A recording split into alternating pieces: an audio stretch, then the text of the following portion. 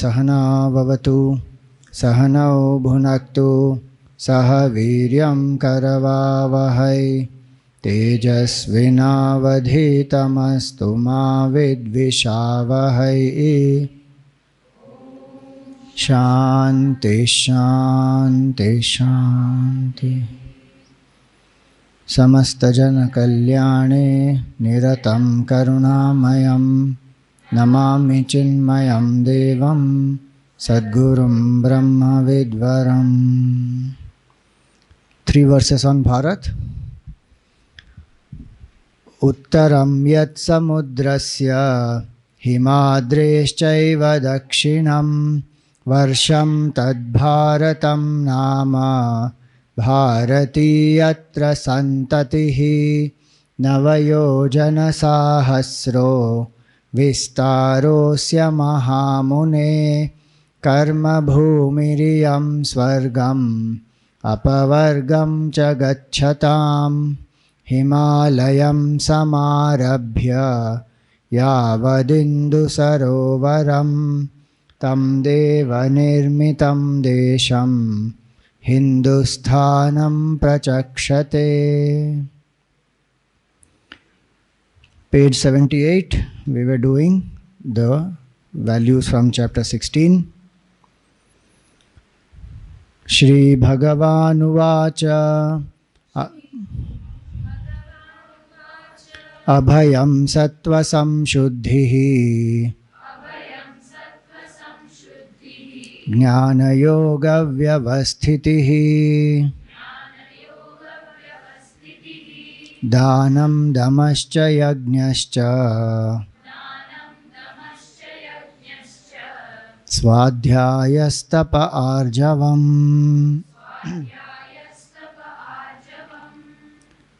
So the first quality we saw is fearlessness. What are the 3 steps how fear grows? I don't know. What if? I can't handle. If you understand this, the solution for fear also is in this only. I don't know means ignorance. What is opposite of ignorance? Knowledge. Anything else is opposite of ignorance? Attentiveness. Respond. Knowledge. I mean, ignorance ka opposite kya? Enlightenment. Okay. Same as knowledge. Same as knowledge. Same as knowledge. Ignorance ka opposite is only knowledge. So when I don't know something, if I can find out, lot of times fear goes. What happens, like example yesterday, fear of darkness. I don't know what is there in the dark. So my mind says, what if? But if I put on the light, what happens?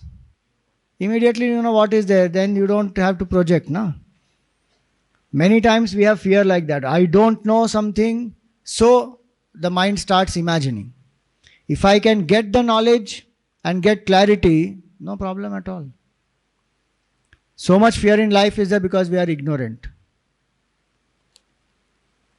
And people exploit us because of ignorance. And you think about it, ignorance is there at all levels. I don't know things about my own body. So many things we don't know about our own bodies. Nobody teaches properly. We don't know about our emotions, our thoughts, our goals, our values, about people. And in that ignorance we live, so we are always inhibited, scared. That's why knowledge is a great power. The more I understand, the more I know, the more I am able to get the clarity, more I will have the ability to be fearless. Even abstract things, people control us only because of ignorance, no? You go to a doctor, you don't know what has to be done. So whatever the doctor says, you have to follow, no? Nowadays with Google, people are able to do which medicine, what it is meant for, what is the composition, what is the dosage, everything. Now the doctor is scared. Because if you give any medicine just like that, the patient is very aware. They will start asking you, why this medicine, why so much dosage, why do I need to take so many things? The whole ball game changes. Why? Because knowledge is there. So first solution for fear is wherever I can get knowledge, I should get knowledge. Every time it is not possible to get knowledge. Suppose I have given exam. Now I don't know what marks will come. Because I don't know what marks I will get, the mind will imagine, no? What if I don't get this percentage? What will happen? It will imagine. So if I can't get the knowledge, the second step I can control is the positive what ifs I should think, not the negative ones. The moment we think of negative what ifs, then our mind goes into fear mode. One can be confident about it that whatever it will be, I will be able to face it. Or I have done well, I know I will get good marks. Have that confidence. Have that self-belief. And if I have that, suppose even if something worst possibility is there, can happen. If I can prepare myself that worst possible scenario is X, Y, Z. In this scenario, what will I do? If I am prepared for the worst, again there is no fear. When I am not prepared for the worst, then all fear will rise. Suppose I don't get a particular percentage. Just example. Then what is the next best? What will happen? Suppose I didn't get into the top university that I wanted. What is the next best option? Am I ready for that? Can I prepare myself for it? If I am mentally prepared in that way, there is no need of anxiety, fear. It will not happen. So what if I control that what if to positive and I prepare to face the worst what if possibility, then again fear is reduced. And I can't handle it will go only when I say I can handle it and I face it. And by practice. Repeatedly I have to keep practicing, then that fear will go. So these are three solutions of fear. Yesterday we saw two acronyms of fear also. First acronym was forget everything and run. Second, face everything and respond. Today you will see third one. Yeah, go ahead. False emotion appears real. Many times fear is only a false emotion. I'm not saying every fear is false emotion. Like biological fears are there, certain fears are real also to us. But many times these are not real. They just appear real because our mind projects it. That's the trick the mind plays. What if this happens? What if that happens? Like the darkness fear or the fear of losing someone. The person may not go. But one is scared. If I tell the truth, my friend will not love me anymore, so I will not tell the truth. Now one is scared. That's a false emotion appearing real. Many times it happens like that. We keep imagining. Like public speaking also. It's only our emotion that makes us feel like that. That, oh, what if I make a mistake? What will people think? They will laugh at me. It is psyching up ourselves. Do you know the first talk that Gurudev gave? Yesterday you saw he went to Divine Life Society, right? To expose the sadhus. He went there. And he stayed and then he started asking questions to Swami Shivananji. And Shivananji, at one point in the evening satsang, he suddenly called, Balan, come here. Give a talk on any topic you like. And Gurudev was dumbfounded. He couldn't talk. He just couldn't talk a word. So Swami Shivananji finally told him after 2 minutes, he couldn't talk for 2 whole minutes, absolutely uncomfortable, he was standing there. He said, don't worry, you are so educated, you are well qualified. What happened to you in front of the audience? Don't worry, come back. Tomorrow prepare on the topic Shreyas versus Preyas. Meaning good versus pleasant. And come back and give the talk. Next day Gurudev came, prepared. Balan he was, not that time. He came, prepared, gave a talk. Ordinary level, managed to give a talk, the first talk he gave there. Can you imagine a world-renowned orator had a beginning like that, where he just couldn't talk. First talk was, he was dumbfounded, he didn't know what to say. So our mind imagines many things, and through clarity, through practice, we overcome. So that's the first quality, fearlessness. Second quality is Satwasamshuddhi. Now, what is the speciality of a human being? What distinguishes us from the rest of the creation? Intellect. We can talk, speech. So language, yes, but other means of communication, the animals or birds, they also have, trees also have. Language wise, we can communicate that way, right? Think and act, that's the main one. Choice, very good. Right. Ability to? To ability to evolve, yeah. Through thinking, through innovation, one can evolve. Yeah. Humans can evolve. Consciously, one can evolve. So, tell me one thing. There are lots of specialities I know. We have little less time now. Um, so, thinking is one of the main things. All these different things about evolution or choice, language, many of that comes under that main aspect of thinking and intellect. All of us have an intellect? Yes or no? Anybody has doubts? Swami ji body दिखता है, mind I think है, लेकिन बुद्धि पता नहीं, stream में डूब गया लगता है. All of us have body, mind, intellect.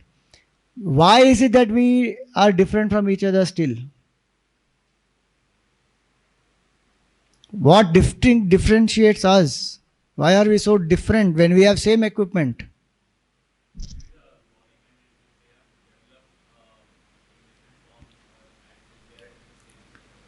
That is possible. Each one's capabilities are different. Somebody's physical capability, maybe one can lift weights, others may not be able to do that much weight. My question is still further deeper. Why is it that a person is like that? Unity. No, I'm not saying speciality of human being. I am saying now the question is, why are human beings different from each other? Here. Which three qualities? Super. One round of applause to him. The main difference is that the proportion of the three gunas is different for each person. And that is why we are different from each other. Three qualities. The entire universe is pervaded by these three qualities, Sattva, Rajas and Tamas. What are these? Let us see. Wait. So, Gurudev used to say that mind is a flow of thoughts. Mind here means intellect also. So, mind is a flow of thoughts. This you have to close. That curtain you have to close. Otherwise, this is reflecting the light.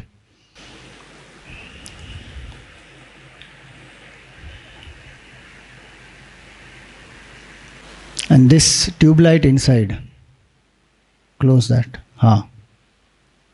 That's it. Bas.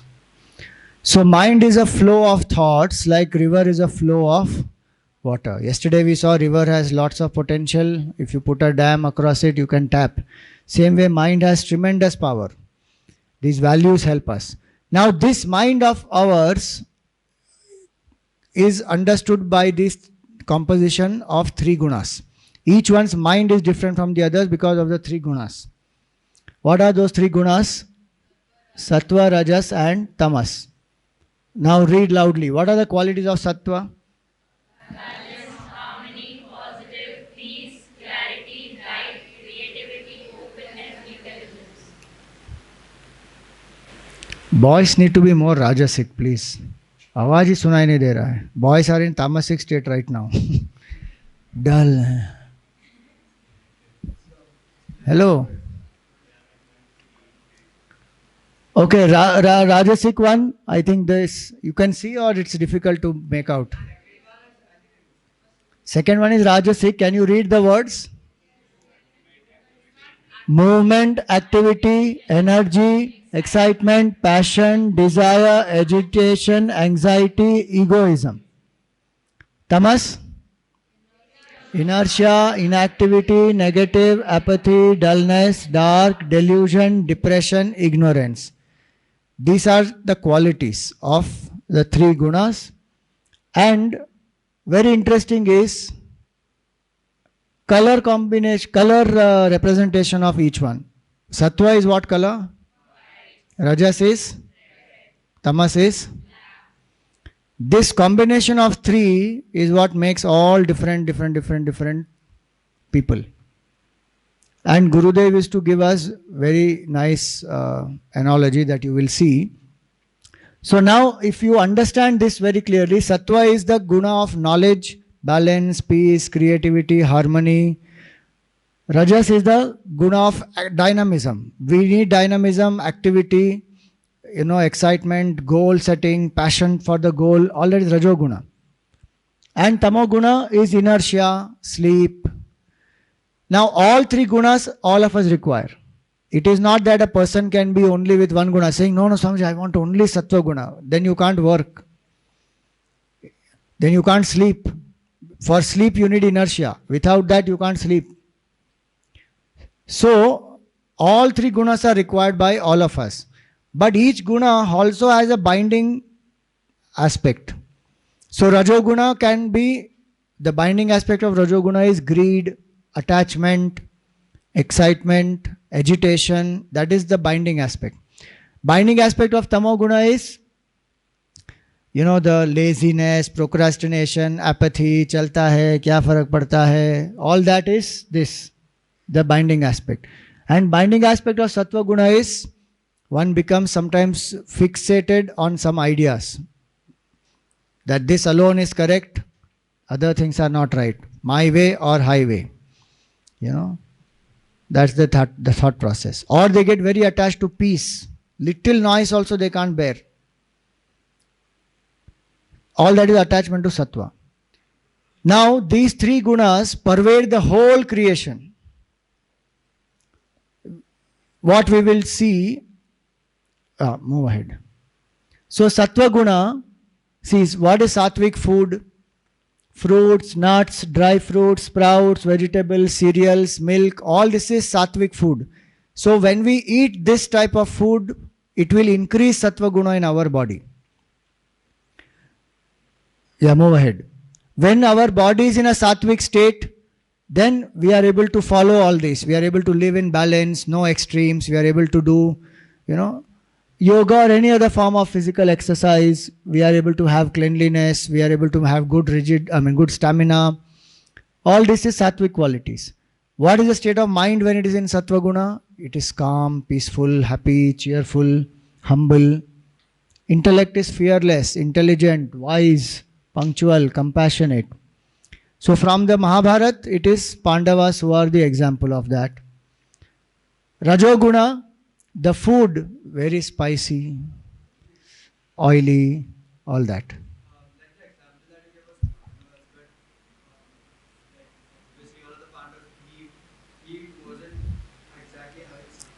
Why he was not having Sattvik Gun? Tell me. Strength does not mean that person is not Sattvik, na?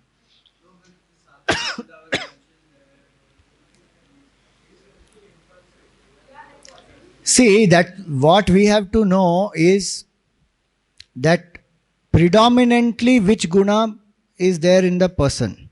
It's not that the person does not have Rajasic qualities at all. As I said, all three are required. But what is their attitude? That person was strong, even food wise he must be eating more than others, and he had enough strength of whatever 10,000 elephants, and people call him little dull headed and more body without brains, all that stuff. And maybe he was not as sharp as Yudhishthir was, no doubt in that. But was he not a kind person? Was he a cruel person like Duryodhan, where He tries to be cunning, manipulative, cheat, kill, destroy. Those are not the qualities.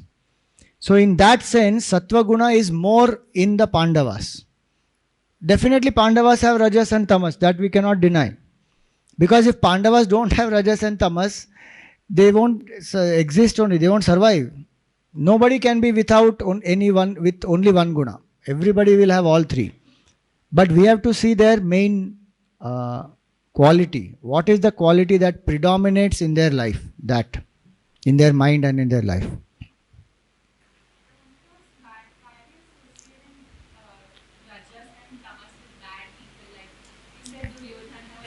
Predominantly. And the binding aspect of Rajas.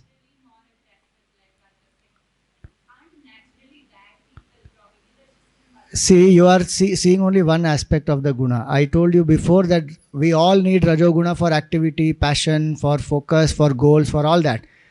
But the binding aspect is attachment, greed, insecurity, all that. Now in Duryodhan, that binding aspect is very high. We are not saying that Rajoguna people are bad. Gurudev himself was working 18 hours a day. So that we have to remove that misunderstanding. Rajoguna by itself is not bad. Tamoguna by itself also is not bad.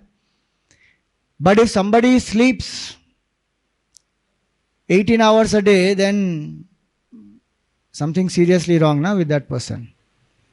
So that the binding aspect, if it predominates, now then that person is little, one has to think more about that. Why is this person doing this?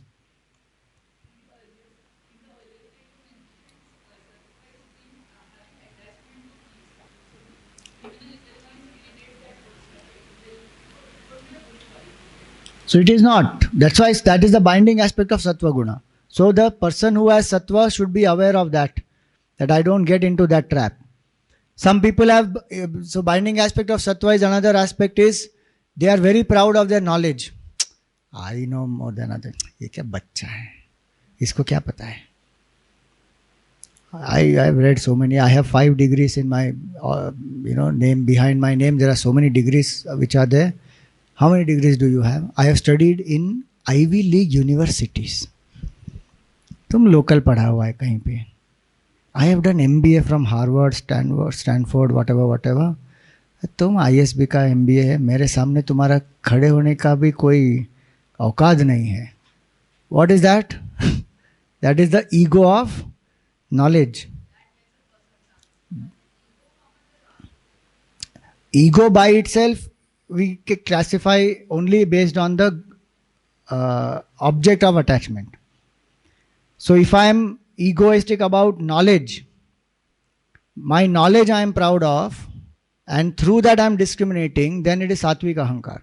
If I am proud of my wealth, power, beauty, position, all that, then I am Rajasik. My ego is Rajasik ego. If I am proud of my cruelty, like people take pride in feeling, young people, I am bad. They take pride. Nowadays, what is the slang? Badass. That's good. That means good. If you are a good person, that means you are a nerd. People take pride in hurting others, bullying, killing, destroying. That is all Tamasik ego. So by itself, ego, we cannot classify what it is. Depends on what is the ego about. So now, once you go through this, so Rajasic quality, please remember when I am saying some of these, understand both qualities, Rajoguna and Tamoguna and Sattvaguna have both aspects, binding as well as the good aspects. Okay, so don't confuse. So here ambition is a good aspect. Now ambition, goal, dynamism at work, being very active, all that is a good aspect of Rajas. Body will be, this binding aspect is what is written here, restless, violent, fidgety. But the good aspect is you are able to work hard, you are not, even in spite of tiredness, you still continue to go on. Those are the good aspects. I may have forgotten to mention that here. Then the intellect, selfish, egoistic, attachment, ungrateful, the binding aspect. The good aspect of the Rajasic intellect is it can think, it can plan, it can execute, it can protect. The leaders have that ability to be protective, to be caring, to defend, to, fight against the evil. All these are Rajasic qualities, which are good ones. Go back, go to the next one. So Duryodhana and Karna, again predominantly the binding aspect of Rajoguna is high in them. They also have strength. In fact, Duryodhana is more powerful than Bhim, by the way. But where was that energy gone? Think about one thing. In Rajoguna, what happens? We compare ourselves with others continuously. And people like Duryodhana and Karna, they wasted their whole life only trying to pull somebody down and make themselves rise high. They were continuously in competition. Bhim, I need to, prove that I am stronger than Bhim. And he is jealous of Bhim. So he continuously keeps attacking Bhim. Whole life went only in that. His own power he could have manifested much more, but something else only he was focused on. Same way Karna kept on thinking that I am greater than Arjun. And it's a misunderstanding in our minds that Karna was greater than Arjun. He was not. When Duryodhana and Karna went into the forest to expose the Pandavas, what happened? They camped in one place where there were Gandharvas and Apsaras, and Duryodhana misbehaved with them there. So these Gandharvas took him captive, and Karna could not defend Duryodhana at all. In presence of Karna, Duryodhana was captured. Karna felt very ashamed. Pandavas, finally Arjuna and Bhim went and released this Duryodhana, and Yudhishthir forgave him and said, you go. Bhim and Arjun were very furious, saying, what is this? You told us to go and free him, and now you let him go. Why did you do that? So Yudhishthir said, between us, means Pandavas and Kauravas, Kauravas may think it is 100 versus 5. But as far as the world is concerned, it has to be 105 versus the world. That is Yudhishthir's vision. So Karna was going to commit suicide at that point in time. Duryodhana comes and tells him, no, don't worry. He consoles him there. Because he is like, I couldn't save my friend's honor. In the 13th year of exile, again Karna was defeated. Karna ran away. In the Mahabharat war itself, the number of soldiers and the great warriors Karna killed and Arjun killed, there is no match. Arjun is far ahead. One may say Karna came into the battle only after 10 days. That is one valid argument. But still, if you see the level of Karna and you see the level of Arjun, Arjun is far ahead of Karna. There is no doubt in that. Why did this happen? Because the Rajasik, the binding aspect of the Rajasik Guna continuously predominates Arjun's mind. Karna's mind. So we have to be careful. Our energy, where is it channelized? We have all tremendous energy. Where do we channelize it? If we do it in productive ways, we will evolve. If we don't, we do go down. Tamoguna, what is the tamasic food? Stale food, overcooked food, fermented food, putrefied food. What is tamasic food? Alcohol, wine, toddy. See, I said binding aspect of the gunas is what we have to free ourselves from. So if Sattvik, if the Rajasic food very spicy, very oily you serve, then it will irritate the body and the mind both. This food you are eating, is it tasty or not? Is it absolutely bland? Is it absolutely hot? Oil is more, I agree. But apart from that, it is healthy food, yet it is tasty. There is no, you don't feel, if you put actually Rajasic food here, ulcer, acidity, heartburn, all that will start. Then you can't focus in sadhana. So ashram serves Sattvik food because food will affect our mind, our thinking. It is one aspect. There are many other things which affect our mind, but food also is one very major aspect.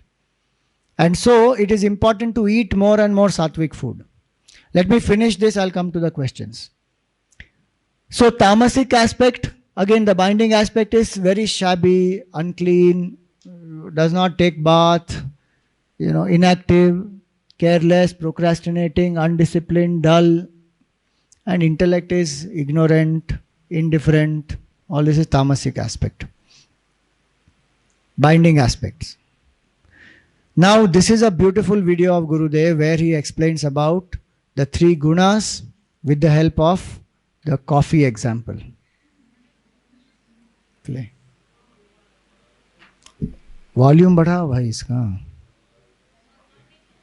Oh, not connected only. Very good.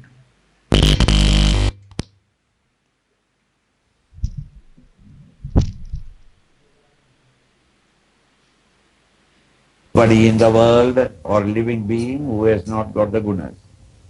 All the 3 gunas are in everyone. A professional murderer and a wretched man, evil-minded man, even he has got sattvic moods.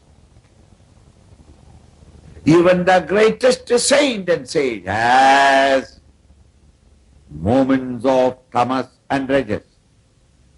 All the 3 put together is called the human personality. Never can there be only one.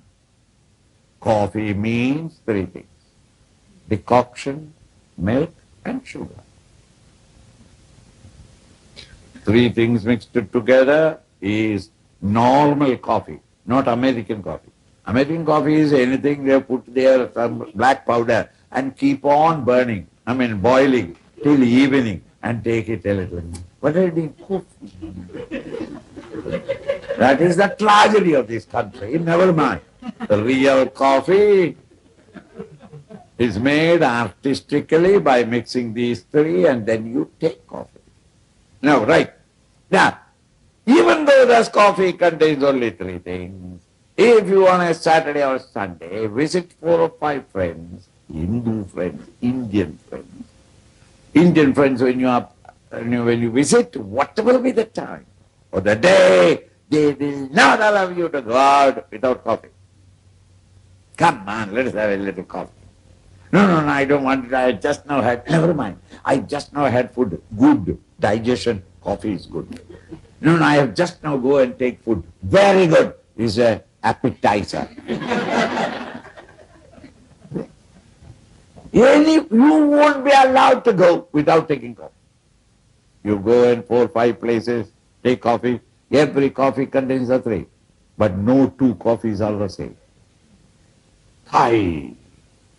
Go to a South Indian coffee. The coffee is coffee. But it's all decoction. Milk pot and sugar pot have been brought around it, not inside it. That is called South Indian coffee. Gujarati, go there. Ayya. The sugar dabba when you was putting, it just gone falling. Sugar. Punjabi coffee. A cup or glass of milk and 1 drop of coffee, one end, and sugar. And that coffee, they won't shake it because it will spread. And then take that milk only. Coffee is only a witness that I am here. Meaning, the proportion of one to the other give different tastes. In the same way, these 3 gunas are in every one of you. But the preponderance of one over the other gives the various tastes, the various performances, various perfume of your personality. Now let us have some music. Nice example, no? Tomorrow morning when you drink coffee, you'll remember? Here coffee, sugar, what? Here it is a South Indian coffee or a Punjabi coffee. It's a Gujarati coffee or all the 3 put together. Only decoction, so it's South Indian coffee then. Maybe they expect you to have milk because they keep milk separately. Sugar hai na? बस ठीक है. So anyway, coffee and three gunas, remember. So all of us have this, wait, all of us have this three gunas in different combinations. Which is the gunas which should be predominant in our personality? Sattvik?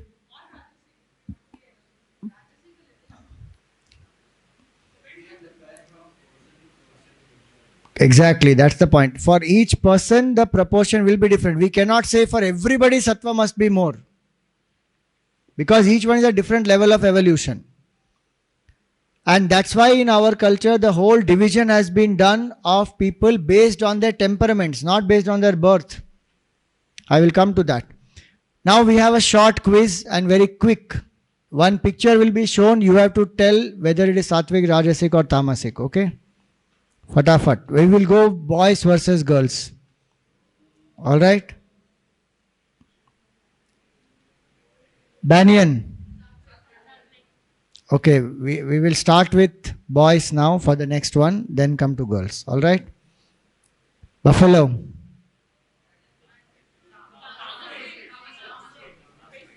Tamasik. Predominantly Tamasik.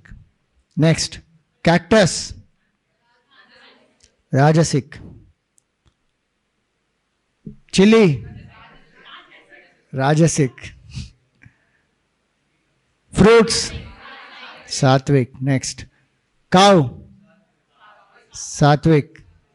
Again, please remember, cow as a species Sattvik. There may be a very Rajasik cow in that also. We are talking in general, okay? Fried food. Rajasik, not Tamasik. Crow. Tamasik. Next. They are energetic, but they feed on this thing only. The dead. Scavengers. Next. Non-veg. Tamasik. Non-veg is Tamasik. Onion and garlic. Rajasik nahi. Onion and garlic, the effect is Tamasik because the effect of onion and garlic on the mind is Tamasik. Physically, people will say, oh, no, but it's very good for the heart. Garlic is very good for the heart. But then you take it as a medicine, no? Why do you need to put in everything? And you know one quality of onion and garlic? It will dominate the taste of anything that it is put in. You can't taste that other thing properly. You will taste only onion and garlic. Obviously depends on how much quantity you put, but even the small quantity of gravy, does it not overpower everything else? Monkey. Rajasik, very restless. Lotus. Sattvik. Next. That is onion, na? Earlier was garlic. Tamasik. See, one important point to understand about onion and garlic also is it is aphrodisiac. It can be more, it will enhance lust in the body and then obviously consequently in the mind. And that's one of the main reasons why spiritual seekers avoid onion and garlic. Owl.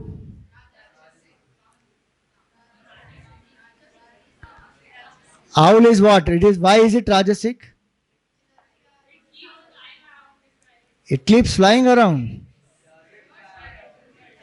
Is there no other option? Can owl not be Sattvik?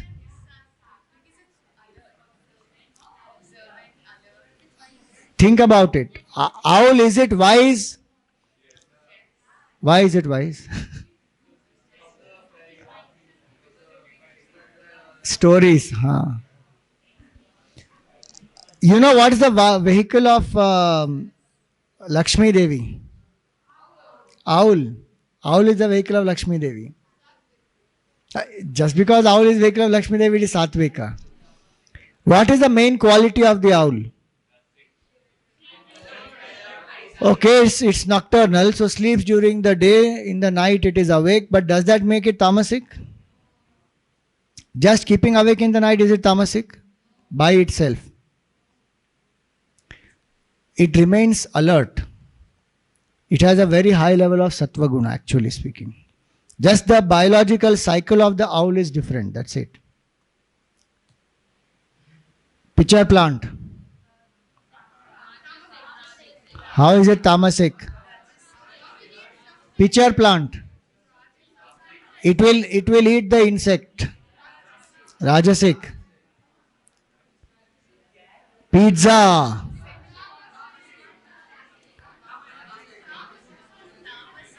Tamasik or Rajasik? If you eat normal pizza, it is Rajasik. It is Tamasik. If you eat with chili flakes, it is very Rajasik. Predominant effect of this is Rajoguna Tamoguna combination. And it was interesting that so many people yesterday in that dumb charades kept on guessing in a Pictionary especially pizza. Every group, one guess was pizza. Every group. The moment some circle is drawn and some dots are drawn, pizza. Straight. You had a question? Pitcher plant is Rajasik. It will feed on insects only. So how is it Sattvik? You want to call it Tamasik? Yes, you can. You can call it Tamasik also. Tamasik, Rajasik, whichever one. No issue. Next. The same it is. Pitcher plant only. Swan. Sattvik.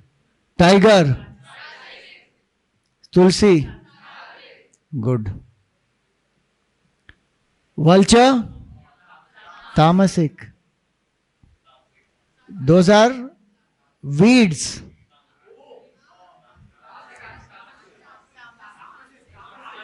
Why are weeds Tamasik?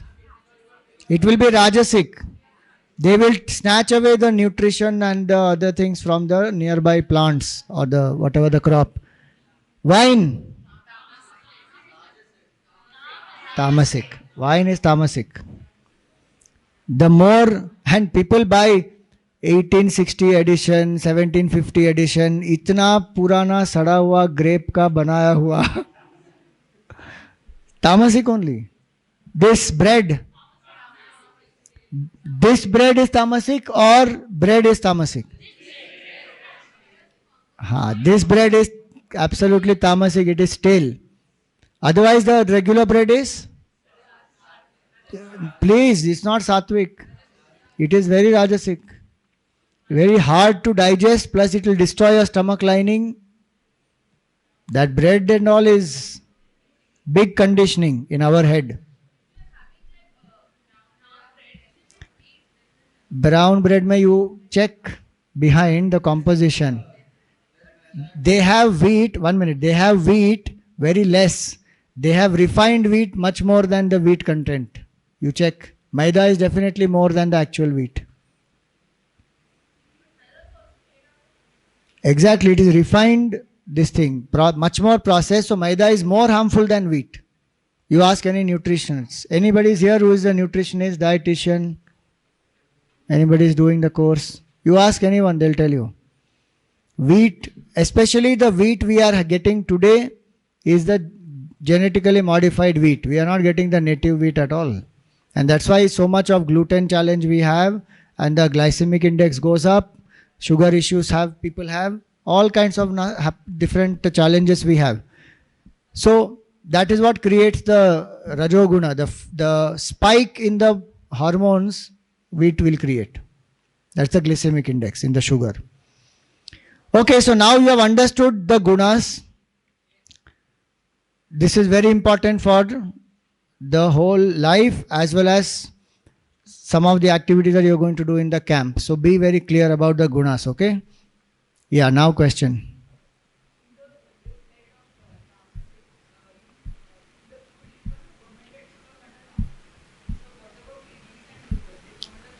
Actually, they will come under tamasic food. But I'll tell you one point. Idli and dosa, if you ferment it in such a way that it doesn't become very khatta, then it is still Rajasik. The moment it goes to that level where it becomes very khatta, then it is Tamasik in its effect. It will produce too much of acidity. And that's why in the morning you eat that idli which is not very khatta, and you increase the quantity of sambar. The protein intake must be much more.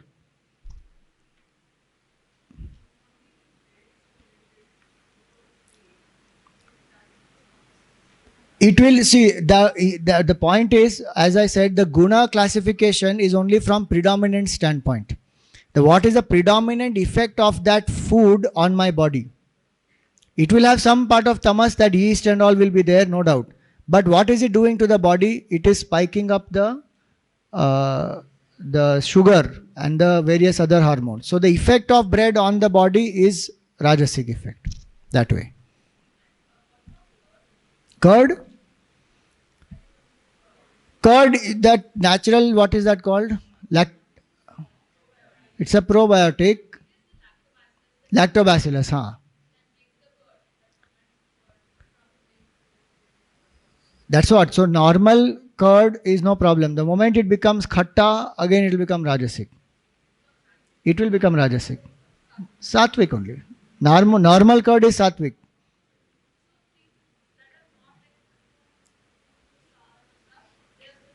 Yeah, they are still Sattvik, but it depends from item to item. Now one can't say that, freshly made wine is Sattvik. One can't say that. The effect of it on my body. See that curd, what will that curd do? That curd, the effect of curd on my body will be, it will help the gut. And do you know your gut is related to your thoughts? Your gut and your mind are very closely connected. If your gut health is not good, you can't think properly. So your gut health and your brain are very associated. Now if that settles properly, it has a Sattvik effect on the body. So though fermentation has happened in that, the main effect of it on the body is Sattvik. But the same curd, when it becomes khatta, then it will create acidity, it will create nausea, it will create many challenges. Then it is no more Sattvik. Then it becomes Rajasik, and further it will become even Tamasik. So we have to see at which stage what it is.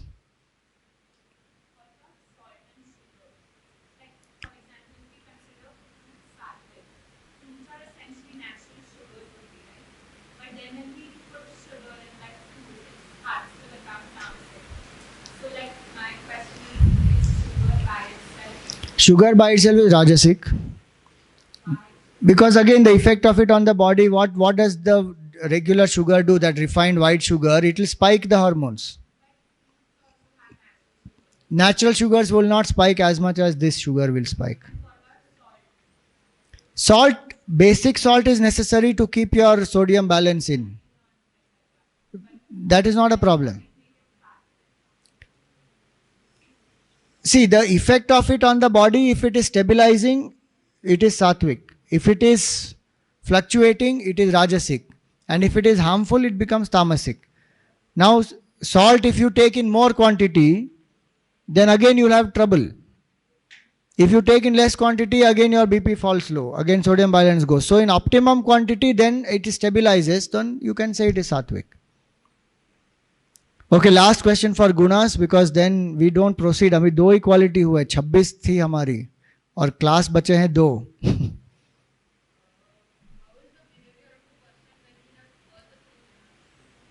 Depends on which guna predominates. Whichever guna predominates, that person is like that, no?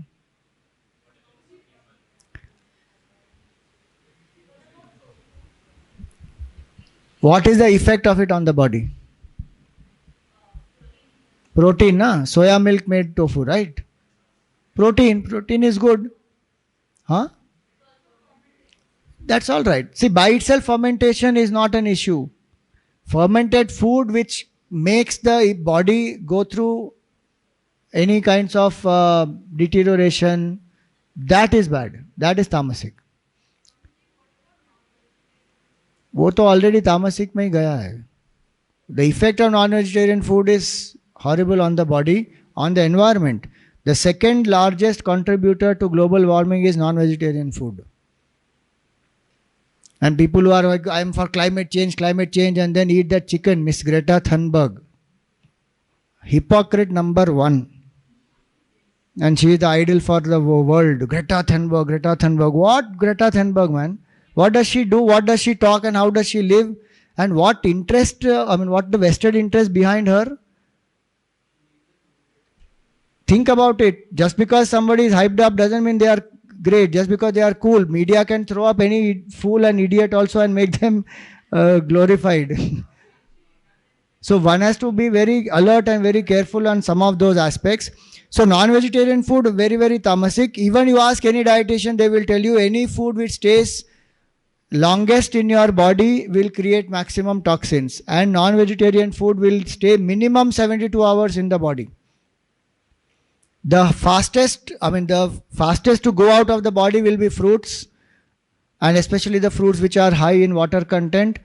And the slowest to go out of the body will be non-vegetarian food. And you know how many people, how many animals are slaughtered because of that? One documentary I was seeing, America alone, every second, 300 animals are slaughtered. Every second. Just imagine, only in America. Consider the whole world. How many animals human beings are slaughtering? And for what? To satisfy how much inch of our flesh? 2 inches of our tongue. From this to this much. You can't taste before this, you can't taste below this. For this 2 inches of tongue, ruthlessly we kill animals and we just eat food. Where choice is not there, that's a different matter altogether. You go to the poles, you don't have food there, you have to survive on non-vegetarian, that's a completely different matter. Where you have a choice, you still don't make that choice, then there's a consequence, environment consequence, physical consequence, karmic consequence. All that will come together. So that's why one has to be very careful in what we eat, how it will affect the mind, and wherever possible change the diet habits and you will see the change in the mind also. Okay, last one, really last one. Nobody else. After that, if you have any question, ask me outside the class.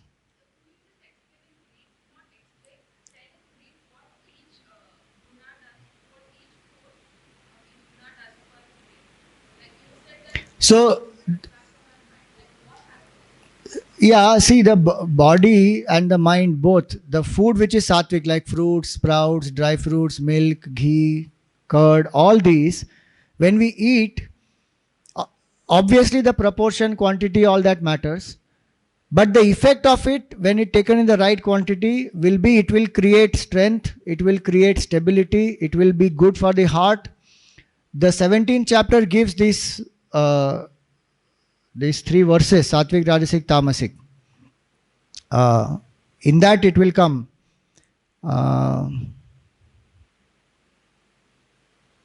Rasya, Snigdha, Sthira, Hridya, Ahara, Sattvika, Priyaha. Rasyaha, they are juicy. Snigdha, they are lubricating, like ghee and all that. Sthira, they will stabilize the body. And Hridya, they are good for the heart. This is the effect of the food on the body. And when the mind is in a sattvic state, like calm, quiet, etc., one will make these kind of food choices. So food will affect the mind also. So these foods, when it has effect of stabilizing on the body, it will have a quietening effect on the mind also. Rajasic food will create more of agitation in the body as well as in the mind. And tamasic food will create more laziness, lethargy, dullness. And it will take more time for the body to digest. So body goes through more trouble because of that. So that when you go through those 3 verses in the Gita, just tell me the numbers. 17th chapter verses 8, 9, 10. Go through that and you will understand the effect of the food, Sattvik, Rajasik, Tamasik food. Now, Satwasamshuddhi is the quality here. To do sadhana is to live in Sattva guna. Because Tamo guna and Rajo guna are very easy and very natural. To lift the mind to a sattvic state, that is called sadhana. If I feel like reacting, not to react and be in control, that is sadhana. If I feel very, very lazy, lethargic, but to push myself to do what I need to do as a duty, then that is sadhana. So to live in sattva guna is sadhana. To come out of tamas to rajas is sadhana. To come out of rajas to sattva is sadhana. In all the three gunas, if I can live maximum time in sattva guna through the waking hours, that much better. So Satwasamshuddhi means that be aware of your moods and try to be in sattva guna as much as you can. The food that you eat, the company that you keep, the conversations that you have. If you are a seeker, if you want to know the deeper aspects about yourself, about the world, about God, then try to keep mind sattvic. Even if you want to pursue knowledge, pursue at some goals, achieve great things for yourself, your country, sattva guna will help a lot. And that sattva guna will make us like this, be positive and confident. Where one thinks good about oneself. Where one thinks like this, I am good, I am happy, I am learning, I am growing, people love me, my life is fine. These are positive thoughts, nice thoughts. Does not mean that I don't have any weaknesses. Yes, I have weaknesses. But I don't condemn myself for any weakness. I strive to overcome my weakness. Suppose you have a toothache, what will you do? If you have a toothache, what will you do? Paining very much. Tooth is paining tremendously. Go to the dentist. Will you sit and beat yourself up saying, what a fool I am. I got a toothache. There is no worst fellow in the world than me. I am a dumb idiot. I only got this toothache. Will you beat yourself up? We don't do that. No, we go to a dentist. Simple. Find a solution. But why do we do that for other things in life? Suppose I proposed to somebody and they rejected my proposal. Then what would I say? I'm a loser. No girl wants to be with me. No boy wants to be with me. All that stuff. Why? Why you beat yourself up? One girl didn't accept. So what? There are hundreds and thousands. One can choose. One boy didn't accept. So what? We should not beat ourselves up. But a lot of people think like that. Go to the next slide. Like this, I can't do it. I'm not worthy. I must be perfect. I must not make any mistake. I'm not good enough. Nobody loves me. Do these thoughts come to you?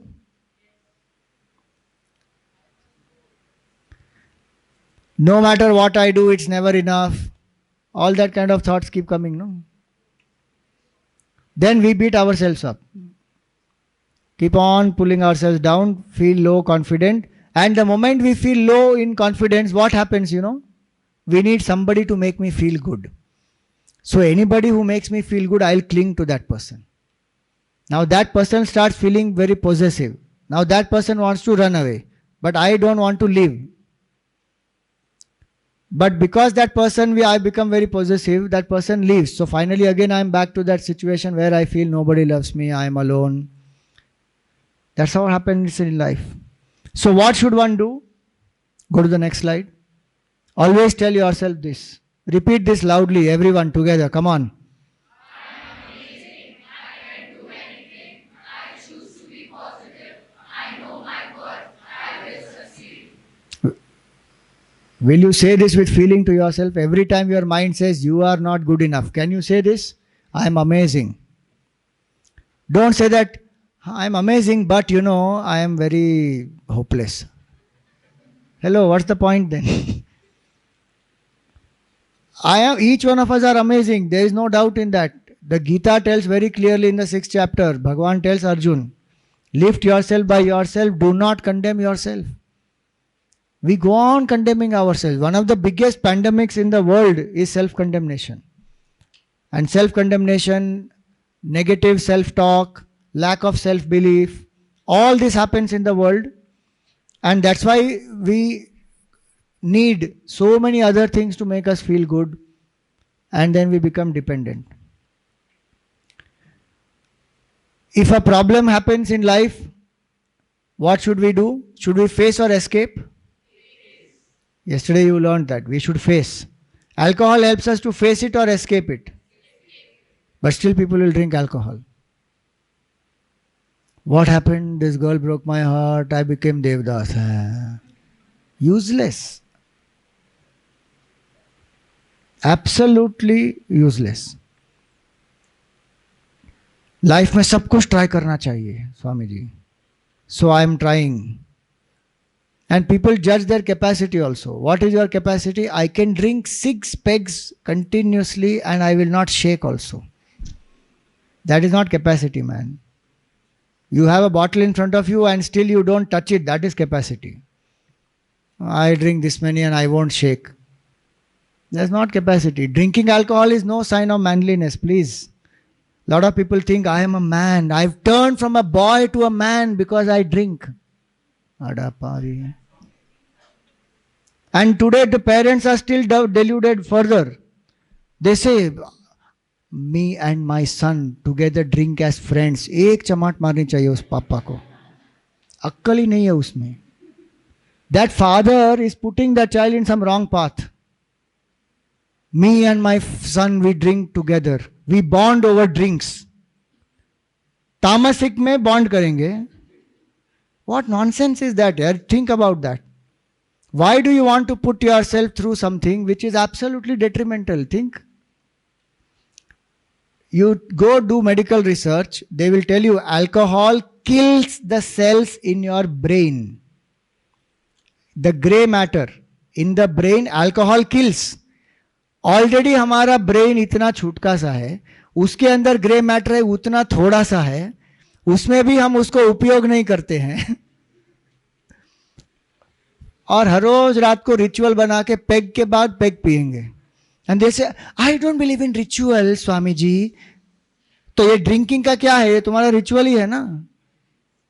No, I don't believe in pujas, I don't believe in any of this rituals, I don't believe in celebrating festivals, you know, this is all old, outdated. But birthday, my 50th birthday is coming, my 10th birthday is coming, my 15th birthday is coming. And they'll announce, they'll put Instagram pe reels also, wish me like this in their status. Wish me on this day.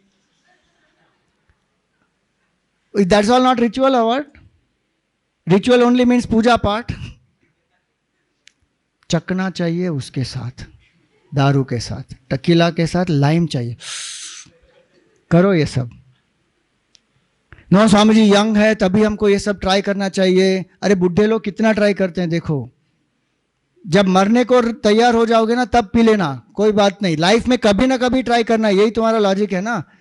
I am just telling you, postpone your alcohol, don't postpone your spirituality. Just change the order, your whole life will change. But what we do, prepone alcohol and postpone spirituality. That's what we do. And that is called being cool. I'm a cool dude. Only E should be removed. You are a cool dud only. You are not a dude. Tamasik food, go on eating, drinking alcohol. For what joy? At your expense, the world makes money. Think about it. Every airport is having duty-free alcohol shops. Duty free means when that imported liquor, you don't pay the import duty. You just drink. No, Swamiji, you are talking very idealistically. You are a Swami, you can be free, but you know we have peer pressure, social pressure is there, social drinking is there. करना पड़ता है. ठीक है, करो फिर भुगतो, और क्या मैं बोलूँ उसमें. If you have the strength to say no, people will respect you for that. Some people will make fun of you, but you will get the right company who will respect you. You stand up to your convictions, world will bow down to you. You compromise your convictions, you will be one of the ordinary in the world. Now you decide what you want to be.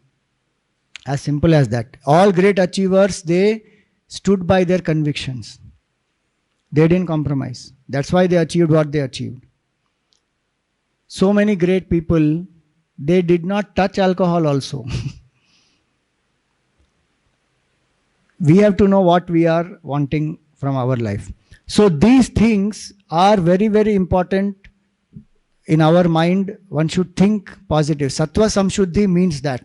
A pure mind will have these kind of thoughts.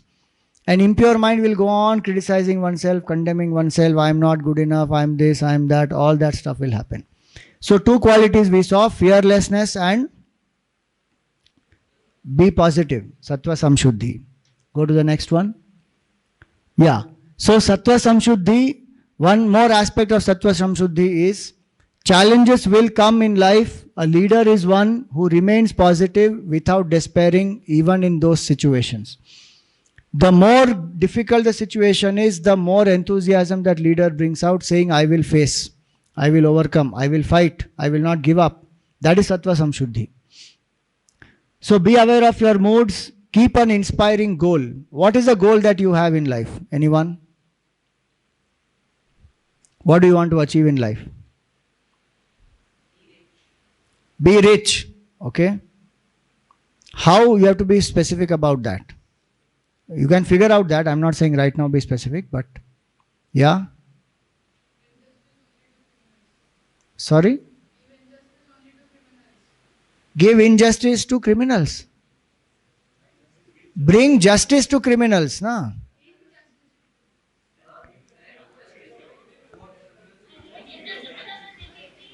Hello, how criminal already is doing injustice. You will do injustice to criminal also. Ore Rama. मतलब डाकुओं का ये बाप है. Yes. You have to punish the criminals or you want to help the victim. Either of these two is a sane choice.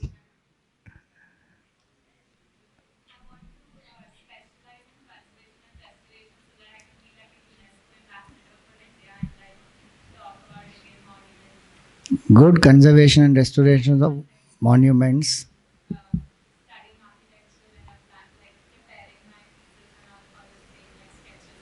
Right. Good. Goal what you have now. Each of us must have a very inspiring goal that will direct our energies. When you get up in the morning, what is it that you are looking forward to for the day? Has to be my goal. Swamiji, I get up in the morning, I look forward to the coffee, I look forward to chilling out with friends, I look forward to enjoying, which is fine at one stage of life, do it, but find a goal. The faster you find a goal, channelize the energies, the better you will feel about yourself. It will give a focus to life. That will bring Sattva Guna, because if we don't have a goal, the mind very easily goes into tamas, laziness, lethargy, all that. So keep the goal very inspiring. Value peace more than agitations. We don't value peace enough. We value anger more. Somebody who is peaceful, does anybody idolize that person? No. Angry young man. Then that person gets a lot of, attention and all that stuff. Anger may be necessary in some ways, but anger is distraction. Anger is a dissipation of energy.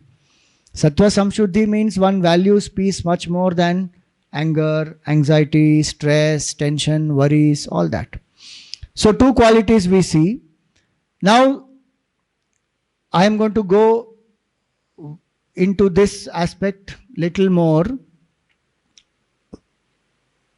Go to the next slide.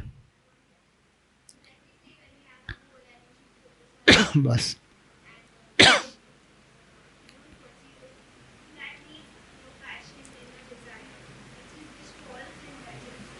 No problem. So Rajas can be there backed by Sattva Guna. Rajas, as I said, is by itself not bad at all. If that desire becomes an obsession where my balance of life is gone, if that desire becomes an obsession where I will cut the throats of people, do anything in adharmic ways to get it, then that is the harmful aspect. By itself having a goal, being passionate about it, working hard for it, it comes under Rajoguna, but the intention with which you do it, if it is Sattvik, it is for the well-being of all, then it will increase Sattva only in your mind. So Sattva will be inside, Rajas will be outside. But if you do it for harming others, then it becomes Tamasik. If you do it only for myself, and I don't care about anybody else, then it will become Rajasik. So the intention with which I pursue the goal will make it Sattvic, Rajasik or Tamasik. This topic I am going to conclude with this. What do you see here?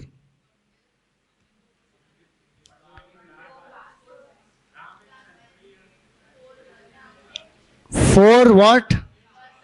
4 Varnas? These Brahmana, Kshatriya, Vaishya and Shudra, are these 4 based on birth or are these 4 based on temperaments? Pakka?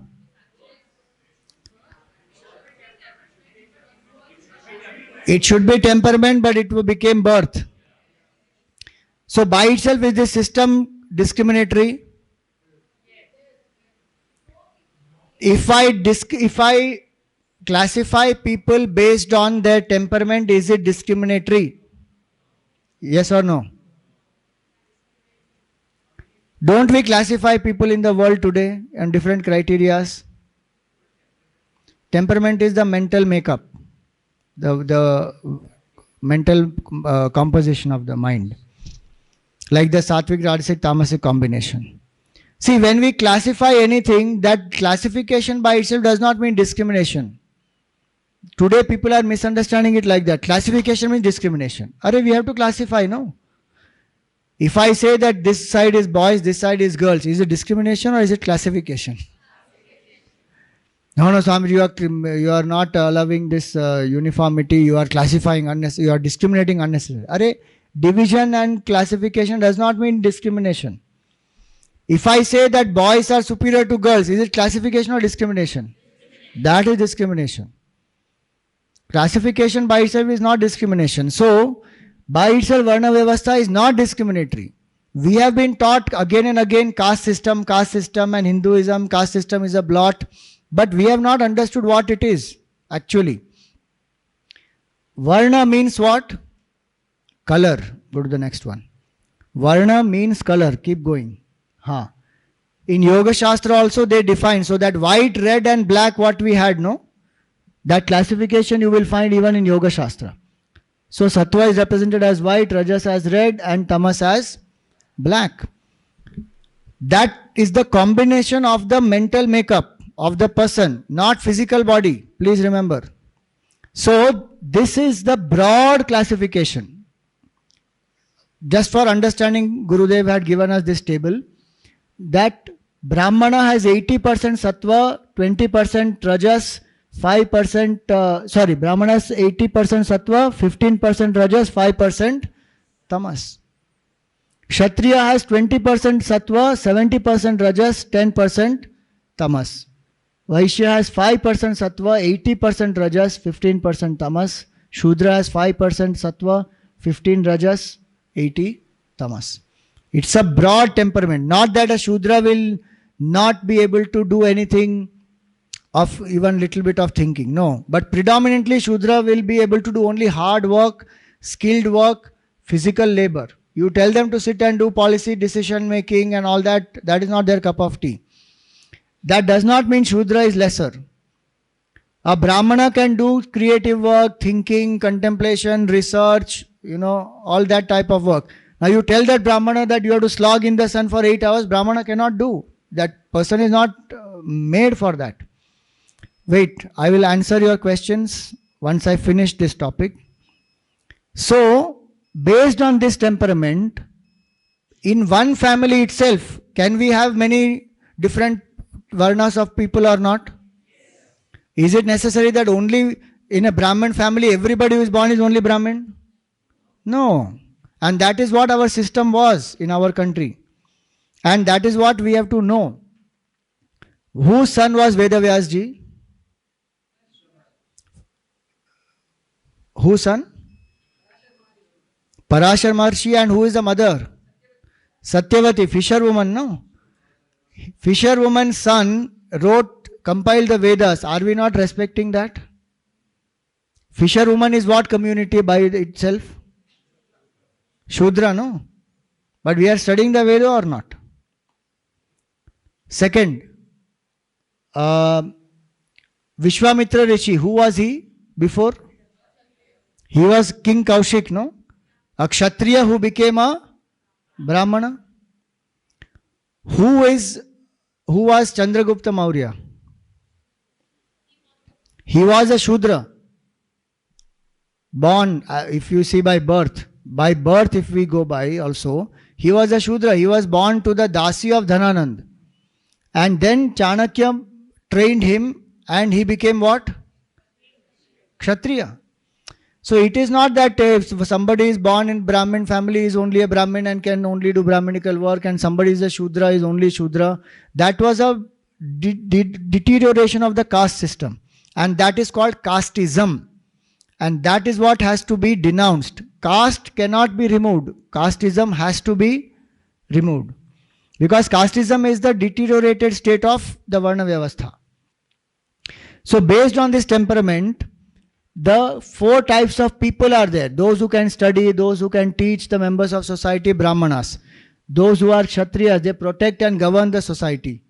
Those who are Vaishyas, they earn and support the society. And those who are Shudras, they serve, they grow, they make for the society. All four are required in every society. And none of them are superior or inferior. That's what our culture says very, very clearly. So, these four Varnas are based on Guna, what I showed you earlier, and based on Karma. The Guna determines their Karma, not their Janma. If somebody is born to an engineer, is that person going to be an engineer? Not necessary at all. So, go ahead. Brahmanas are these: creative thinkers, visionaries, planners, advisors, consultants. You can add whatever you want in that category. Kshatriyas, protectors, leaders, army, administrator, executives. Vaishyas, entrepreneurs, businessmen, farmers. Shudras, workers, artisans, sculptors, skilled labor, all of them. These monuments, you saw so many yesterday in Bharat Brahman. Brahmins have made them. Kshatriyas have made them. Who made them? Shudras have made. Skilled labor. Massive amount of hard work, skill, concentration, all that goes into it. So, caste Varna Vyavastha is based on the temperament and actions, Guna and Karma or Swabhav. The birth in a particular environment happens based on the Guna and Karma. But that does not mean that that person cannot change. Suppose I have some karmic bonds with you, that's why you are here today in this, and you have some karmic bonds with me, so I am here. We are brought together by our karma and by our guna. But how we interact, it is our free will or not. This is all our choice completely. So same way, some people are born in a Brahmin family, some people in Kshatriya, Vaishya, Shudra, based on their connection with the jivas, based on their temperaments. But that does not mean that if they are born there, they have to live their whole life there. Like we give the example, no? You may be born as an Indian, but can you not get a citizenship of some other country? If you want to go to Canada, so many people desire, I'm going to go to Canada. I'm going to settle there. Okay, good, go. You change na identity. What is that? Citizenship. You change. Some countries provide dual citizenship, so you have both. Our country doesn't provide, so you give up this and then you take that. That way one can change the national identity. Same way one can change the individual identity also. So Gurudev used to say that caste is not where you are born, but how you are cast. C-A-S-T. You know what is a caste? In which that mold is made, in which that molten iron or plaster of Paris is put, and then it will become a particular shape. Our mind is like that. It's like a caste, in which the guna and karma, based on that the mold is made. So Gurudev said caste is universal and cannot be removed, but casteism is a perversion and has no place in Hinduism. We all are psychologically one. There is no superior and there is no inferior. All these four are required in any organization, and all these four are there in our body also.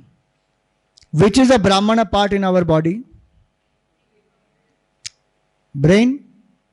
Which is the Kshatriya part? Hands. Which is the Vaishya part? Resources. It digests food and distributes everywhere.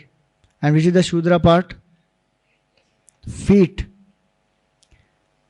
Are feet in any way lesser than the head? Can we say head is superior, feet is inferior? When we worship any great person, what do we worship? Their feet or their head? We worship their feet.